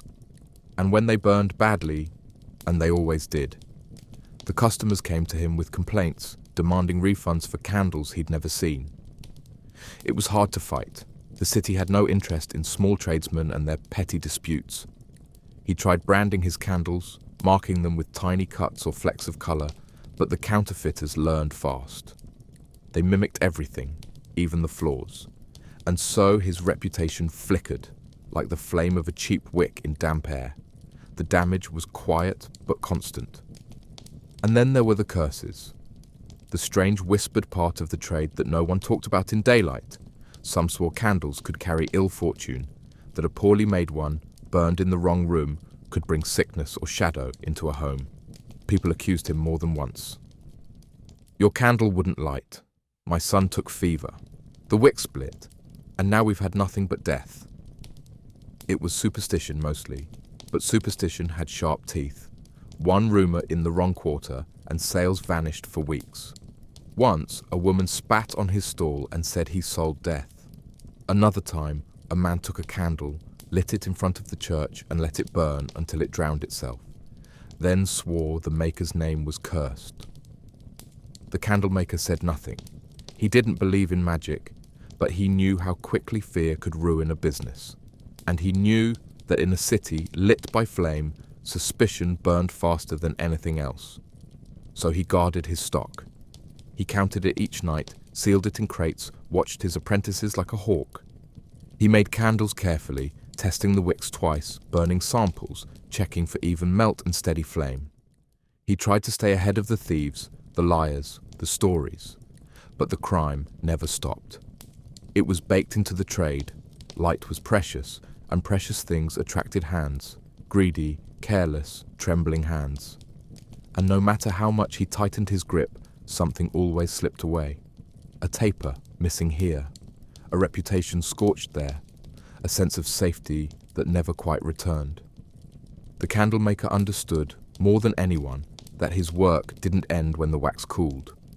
It went on, in markets and mouths and alleyways, and sometimes the brightest flame cast the darkest shadows. There were nights when the city seemed to forget fire. No candles burned in windows, no lamps flickered along the alleys. The streets were shapes only, black walls, heavier shadows, the sound of feet without faces. And on those nights, the candlemaker felt something shift. Not fear, not exactly. Something deeper. Recognition. The absence of light made space for his value, because when no one could see, everyone remembered the man who made seeing possible. Those were the nights when people knocked late, wrapped in cloaks and apologies. "Just one," they said. "Just until morning." They held out coins, sometimes more than a candle was worth. They whispered of sickness, of childbirth, of guests come early. They never offered thanks. They didn't have to. The weight of their voices, urgent, cautious, embarrassed, said everything. They needed what only he could give. And he gave it, because he knew the night too well to turn it away. He didn't always charge more, not openly. But he knew when to hold the better stock back, when to sell the cleanest wax at the highest price. It wasn't cruelty, it was survival. The market took enough from him. The taxes drained him. The theft, the damp, the broken wicks, all of it eroded what little he managed to keep. So, when the night pressed harder, he leaned into it. He watched the shadows for customers and listened for the tone in their voice. Was it urgency or guilt, need or panic? A man who lit candles for a dying father paid differently than one who forgot to plan. And the candlemaker measured that as surely as he measured wax. He learned to hear worth in silence, to see it in the way someone held their coin. Light became negotiation. It always had been. But in the dark, it was honest. And there were nights when he walked the city just to feel it. Not often. He was tired most evenings, shoulders stiff, eyes dry from smoke. But sometimes, after a long day, He stepped into the dark to see who was still awake, who burned what, where light still lived. He could tell from a distance which flames were his, the way they moved, how long they held steady. He'd nod to himself, not proud, just certain. That glow came from his hands, that warmth, that comfort, that small safety, all of it born in his workshop. No one knew his name, no one thanked him aloud, but he saw the proof flicker in the windows, gold against black. In a city built of stone and cold, a single taper was everything, and he, more than anyone, understood what it cost. So when the city slept and the wind moved through the streets without resistance, he stood in the doorway of his shop, staring into the dark. It wasn't fear he felt. It was knowledge, intimate, constant knowledge, of how deep the black could stretch, of how much one flame could mean. He had sold light to every corner of the city, and still, most nights, it disappeared too quickly. People forgot it until it was gone. But not him. He knew the night. He had lived in it, worked by it, cursed it, survived it. And in its silence, he heard the only truth that mattered. What he made was never just a candle. It was a measure of time, of comfort, of worth. When the city grew dark, he didn't vanish. He became visible. And that was all the validation he would ever get, or need. It didn't matter how clean he tried to be. He could scrub until his skin peeled, soak his hands in vinegar, wash his clothes with lye and cold water, but the smell stayed. It clung like guilt, seeping into every thread, every pore, every breath. The fat, once rendered, was already halfway to rot. It came from carcasses left too long in heat, from scraps no butcher wanted, from bones scraped and boiled and scraped again. The heat didn't purify it. It thickened the stench. In the pot, it hissed and bubbled like something trying to speak. And when the candlemaker leaned close to stir, that smell kissed his face, settled in his beard, got under his nails, and lodged in the folds of his ears. It was the scent of old flesh. Not quite animal, not quite human, just death warmed over. Everyone recognized it. And once they smelled it, they never forgot it. He stopped noticing it mostly. After a while, your own stench becomes background noise. But the world didn't forget. People stepped back in conversation. They lifted a hand to their face without realizing. They smiled politely, but ended the exchange as soon as they could. He saw it in the way shopkeepers rushed his business, how strangers wrinkled their noses when he passed, how no one wanted to stand too close. Even the dogs gave him a wide berth. Children whispered behind him, "That man smells like a grave." They weren't wrong. He had visited the tallow yards more than once, where piles of raw fat steamed in the sun, swarmed with flies, slick with blood. That scent, that sickness in the air, never left. It followed him home, lived in his blankets, soaked his floorboards, haunted his sleep. It was the trade, not just light, but decay. Not just fire, but flesh.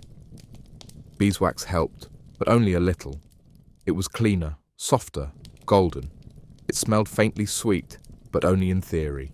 In practice, it mixed with the smoke, the soot, the ash of the fire that never died. Even the purest wax, once melted and poured and trimmed, carried the ghost of the flame. And flame meant work. Work meant heat. Heat meant sweat and smoke and hands that could never stay clean. He tried to separate himself from the filth. He kept a second tunic, washed his tools, left his boots outside, but it didn't matter. The stink got in. It always did. It wasn't just a surface smell. It was memory. It was history. It was the smell of what he did, day after day, year after year. You can't wash off what you are. You can only wear it quietly and hope the world looks away. Sometimes he caught it fresh, when rain brought it out of the walls, or when a customer flinched too hard to hide. Then it came back sharp and sudden, like a slap. He'd rub his arms, sniff his sleeves, wonder how anyone tolerated him at all. But there was no fixing it. Not without quitting, not without leaving the fire, the racks, the boiling pots. And he couldn't do that. This was the trade. The light he made carried a price. and this was part of it. He didn't have clean hands, he didn't have a clean smell. What he had was work and fire and the knowledge that when people lit his candles in their soft homes and whispered over their dinners, they did so without thinking of the man who reeked of corpses to make it possible. And maybe that was better. Maybe it was best if the light stayed sweet, and the hands behind it stayed in the dark. Orders from the castle always came with short notice and long lists.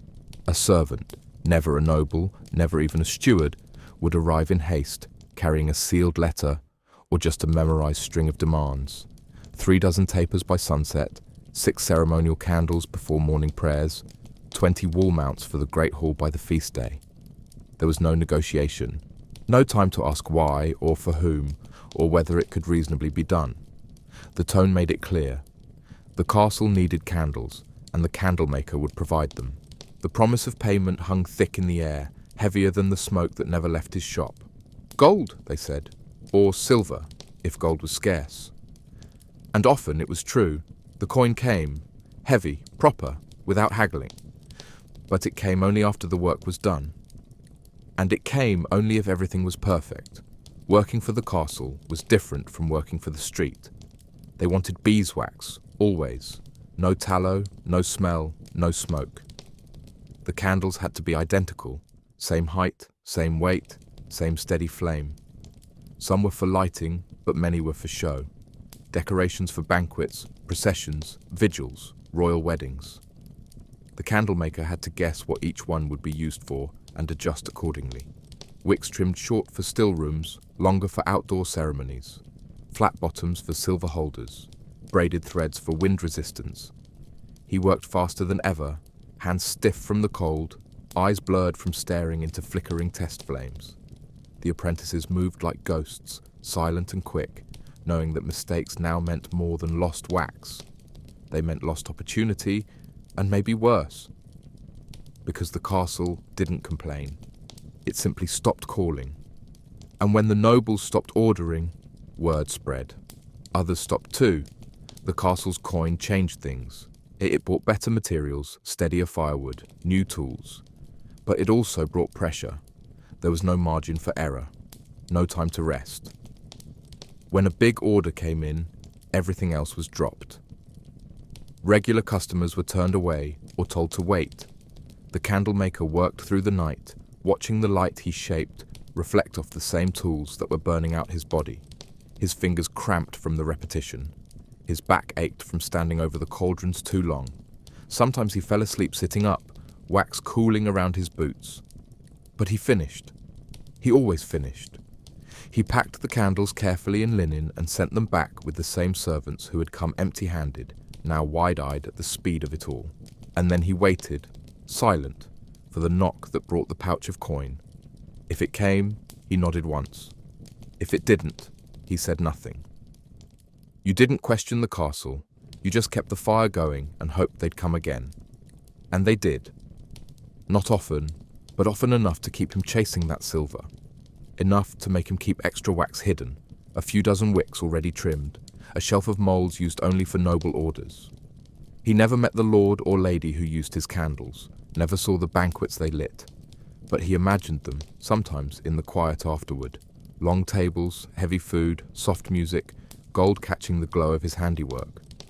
No one there knew his name, no one there would touch the smoke or feel the burns, but they would admire the light, and in some quiet way, that was enough. His candles, for a night, outshined the darkness of the trade. And then they melted, were thrown out, forgotten, and he began again. Because castles might pay well, but they never remembered where the light came from. In a world ruled by shadows, those who held light held more than comfort. They held power. The candlemaker saw it clearly, even if no one said it aloud. A room lit after dusk meant more than convenience. It meant control, safety, privilege. Those who could afford to keep candles burning past sundown weren't like everyone else. They ate slower, spoke longer, worked softer hours. A single taper at the head of a table could stretch a meal into a gathering. 3 candles in a chamber meant someone slept without fear. And the ones who lit 6, 10, a dozen They didn't need the light. They needed what the light said, that they were above the dark, above need, above the cold grasp of time that wrapped itself around those who lived by the sun. The candlemaker didn't need to ask who was rich. He could see it in the orders, in the wax, in the weight of a coin passed without counting. He watched it happen in the streets too. A shopkeeper who burned a candle in the front window sold more than goods. He sold the illusion of success. A clerk who worked by light after curfew earned the trust of men who believed long hours meant loyalty. Even the priests knew. A dimly lit altar was humble, a bright one, holy. People knelt longer in front of gold that glowed. They opened their purses wider. The candlemaker understood this. His hands shaped those illusions. Every perfect taper was a signal, a message. Not just, I see, but I am seen. In a city where most people ate and slept and suffered in darkness, light was a statement. The poor used fire only when they had to. The powerful used it simply because they could. And those who hovered somewhere in the middle lit candles not for need, but for show, to pretend, just for a night, that they belonged to a higher rung. It wasn't just appearances. Light changed outcomes. Homes that stayed lit after dark were harder to rob. Rooms with steady flames bred fewer accidents. A woman giving birth by candle had a better chance of seeing her child's face. A merchant counting coins by steady light made fewer mistakes. A scribe with enough wax to last the night became more valuable than one who stopped at dusk. Light meant time meant choice, and choice was the greatest privilege of all. The candlemaker knew this better than anyone, not from theory, but from the stories told quietly at his stall. My mother's sick. We need something to last until morning. He studies late now. We think he might get a position at court. We don't want her to be afraid when she wakes. These were not just sales. They were trades in hope, in control, in the thin space between survival and suffering. And yet, he lived mostly in darkness himself. The irony didn't sting the way it once had. It was simply truth. His fingers made the things that others used to claim distance from people like him. His shop smelled of smoke and tallow. His sleeves were always stained. But his candles stood on polished tables next to ink pots made of silver. They flickered beside silk gowns and whispered vows. They burned at the feet of saints carved in stone, and through them others lived longer, learned more, appeared wealthier, felt safer. That was the trade. He made light and never kept it. But he knew its worth. He saw its reflection in the eyes of those who came to buy more. And in that quiet knowledge, there was something steady. Not comfort, not fairness, but clarity. Light meant power, and power always had a cost. He just happened to be the one who paid it in advance. Every day, with fire, and his hands. The orders for festivals came like storms, sudden, loud, and without pity. One day the shop was quiet, the usual handful of requests drifting in like dry leaves. The next, a messenger arrived breathless, clutching a list that read more like a punishment than a commission. 300 altar tapers by morning, 200 wall candles by midweek, 50 ceremonial columns, thick, tall, flawless. The date was always the same. The feast of a saint, the crowning of a new bishop, a holy day that couldn't be moved and wouldn't wait, and the work began immediately. The fire never went out. The pots boiled night and day. The apprentices worked with their sleeves tied back, eyes red, hands shaking. No one spoke. There wasn't time. Every mistake meant lost wax, wasted wick, time stolen from an impossible schedule. Sleep was the first thing to go, then caution, then hunger. The candlemaker didn't pace or shout. He moved slowly, steadily, like a man rowing against a current he knew he couldn't beat, only survive.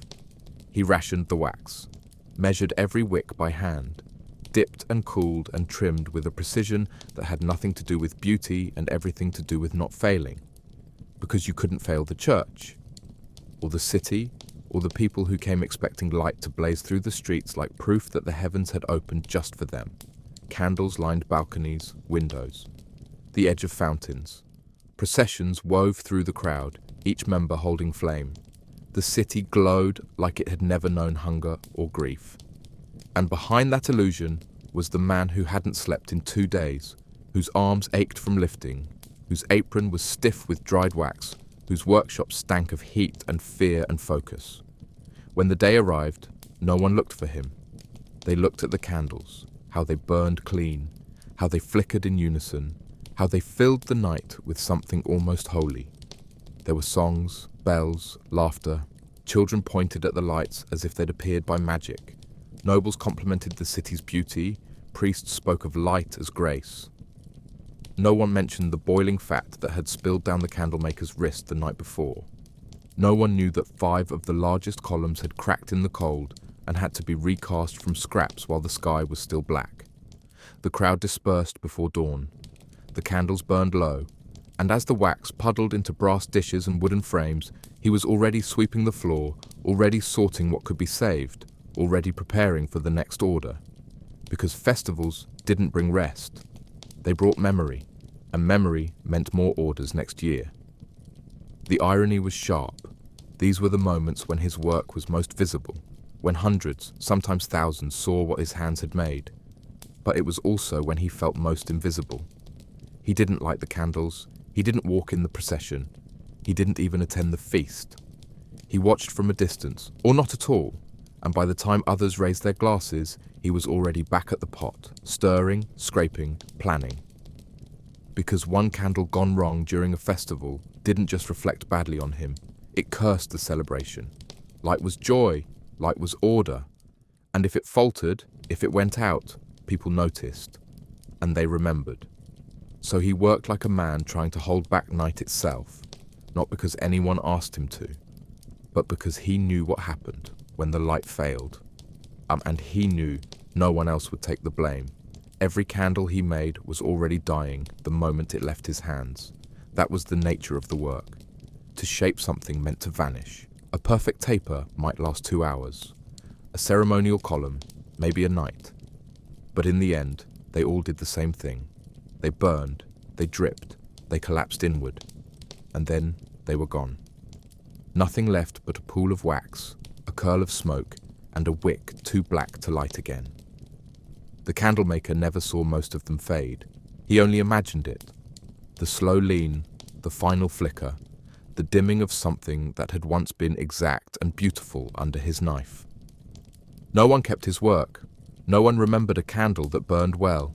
They remembered only the light it gave or the moment it had failed.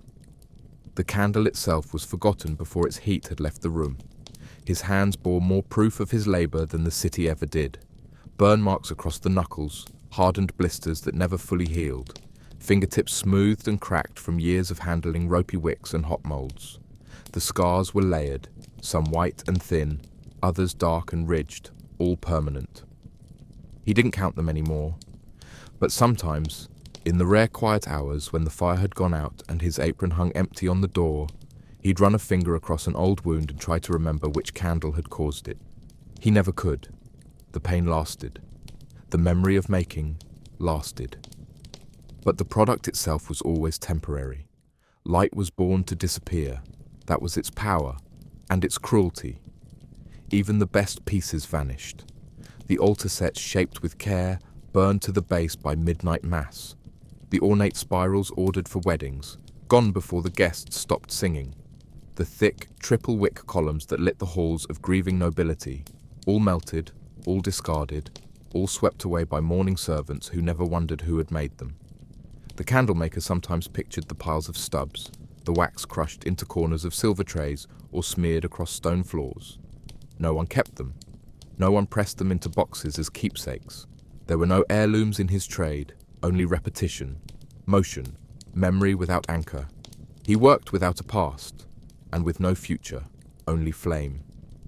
And yet, he kept making them, candle after candle, day after day, not because he believed in light or ceremony or beauty, but because it was what he knew, because even if nothing lasted, the act of making still mattered, not to others, not in any way that left a mark, but to him, to the part of him that still felt the flame rise each time a new wick caught, that still paused to watch a line of finished tapers cooling in perfect silence, that still believed in some distant place beyond exhaustion, that even things meant to vanish deserved to be made well.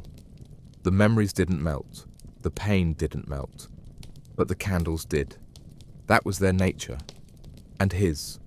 The candlemaker's hands always smelled of smoke and old fat. His nails were darkened by soot, his fingers burned from wax, his sleeves forever stiff with tallow. He crafted light for others, warm, flickering light to guide prayers, to mark graves, to crown feasts. But his own nights remained cold. He shaped fire for churches and kings, but ate his meals in silence, beneath rafters that dripped with damp. No one ever said it aloud, but everyone knew. He was not the light, he was the soot beneath it, the shadow that made brightness possible. And like all shadows, he was expected to disappear when the flame rose. Few visited his workshop without wrinkling their nose. The walls were streaked with grease, the ceiling sagged under decades of smoke. But they still came, with coins in hand and urgency in voice. They needed candles for weddings, candles for vigils, candles for saints and Sabbaths and celebrations, always needed, always demanded, but never truly seen. When the wax dripped onto the altar, no one thought of the man who boiled it. When the flame danced above the dead, no one remembered the one who twisted the wick. His labour vanished with each hour of burn. His worth melted and hissed into nothing. He sometimes kept the smallest stubs for himself, the failed ones, the misshapen, the bent. He lit them not for comfort, but for necessity, to scrape resin from the floor, to seal jars for the next batch, to avoid stepping on rodents. These scraps gave no glory, no beauty. They spat and smoked and died quickly. He never saw his own work at its finest.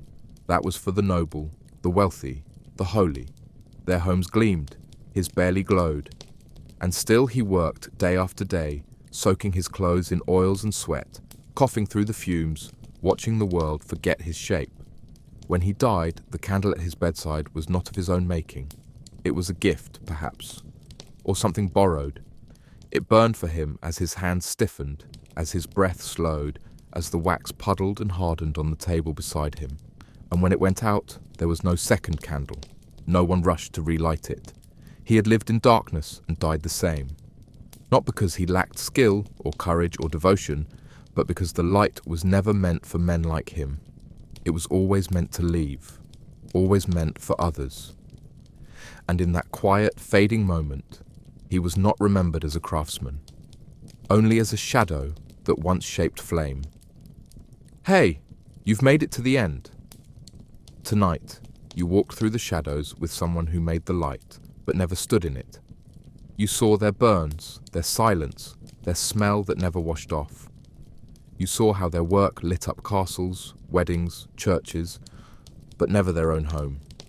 And how, in the end, all that remained was the smoke.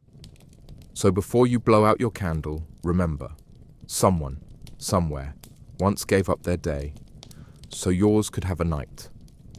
Sleep well.